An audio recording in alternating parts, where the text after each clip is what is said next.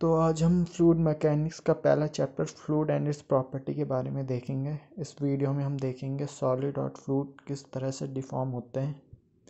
तो यहाँ पे देख सकते हैं एक फिक्स प्लेट है और एक मूवेबल प्लेट है। इसके बीच में हमने एक सॉलिड बॉडी रखा हुआ है और इसके बॉटम फेस को अपने फिक्स प्लेट से वेल्ड कर दिया है।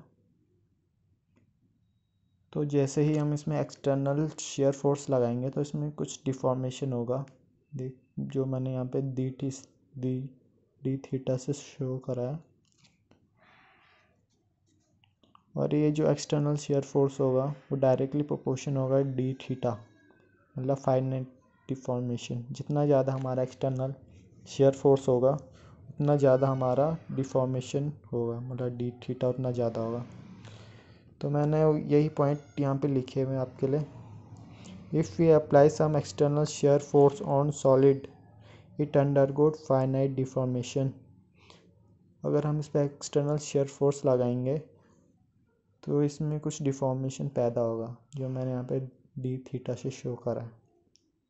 और सेकंड पॉइंट का मतलब है for solid external shear force is directly proportion to deformation where D theta is finite deformation.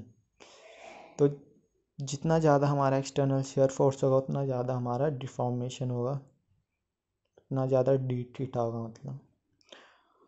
और अगर हमारा ये थर्ड पॉइंट है, we remove external shear force depending on deformation, elastic और प्लास्टिक, सॉलिड में और may not be regain original shape. अगर हमारे external shear force elastic limit तक होगा तो ये हमारी बॉडी अपनी शेप रिगेन कर लेगी, मतलब पहले जैसे हो जाएगी। अगर एक्सटर्नल फोर्स इलास्टिक लिमिट से ज़्यादा होगा, मतलब प्लास्टिक जोन में होगा, तो अपनी ओरिजिनल शेप रिगेन नहीं कर पाएगी और कुछ डिफॉर्मेशन परमानेंटली हो जाएगा। तो हम देखेंगे कि अब फ्लूइड में किस तरह से डिफॉर्मेशन होता है। तो इसमें भी एक फिक्स प्लेट है और एक मूवेबल प्लेट है, उसके बीच में हमने फ्लूइड रखा है। जैसे हम इसमें एक्सटर्नल शेयर फोर्स लगाएंगे तो इसमें कंटिन्यूस डिफॉर्मेशन होगा।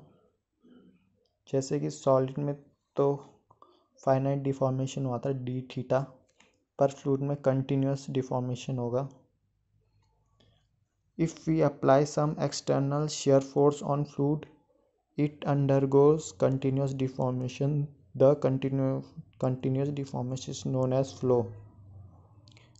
और हमारा सेकंड पॉइंट है, if for fluid external shear force is directly proportion to d theta by d t t. D theta by d t को हम डिफॉर्मेशन रेट भी बोल सकते हैं और शेयर स्ट्रेन रेट भी बोल सकते हैं। जितना तो अब हम देखेंगे फ्लूइड में किस तरह से डिफॉर्मेशन होता है। एक फिक्स प्लेट है और एक मूवेबल प्लेट है, इसके बीच में हमने लिक्विड रखा है। जैसे हम इसमें एक्सटर्नल शेयर फोर्स लगाएंगे तो इसमें कंटिन्यूस डिफॉर्मेशन होगा, जिसे हम फ्लो बोलते हैं। तो यहाँ पे कुछ पॉइंट लिखे हैं इससे related. If we apply some external shear force और fluid, it undergoes continuous deformation. The continuous deformation is known as flow. जैसा मैंने अभी बताया कि जैसे हम इस पर एक्सटर्नल शेयर फोर्स लगाएंगे तो इसमें एक कंटिन्यूस डिफॉर्मेशन होगा, उससे हम फ्लो कहेंगे। For fluid external shear force is directly proportion to d theta by d t, where d theta by dt is deformation rate or shear strain rate during steady state।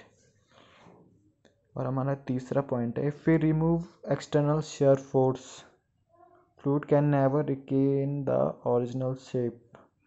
जैसे कि solid में हमने देखा था, वो अपनी elastic range तक अगर हम उसमें फोर्स लगाएं तो अपनी शेप को रिगेन कर सकता है, पर ऐसा लिक्विड में पॉसिबल नहीं है। तो यही लिखा हुआ है यहाँ पे, except some viscous elastic fluid which partially regain its shape, jelly polymer solution. इसके कुछ एक्सेप्शन भी है, जैसे जेली। अगर जेली में हम फोर्स लगाए तो वो अपनी ओरिजिनल शेप रिगेन कर लेती है। और लास्ट पॉइंट है, fluid is a substance can't resist any external shear force. आपने जैसे देखा होगा डायग्राम में, हम जैसे ही हल्का सा शेयर फोर्स लगाएंगे तो इसमें कंटिन्यूस डिफॉर्मेशन होगा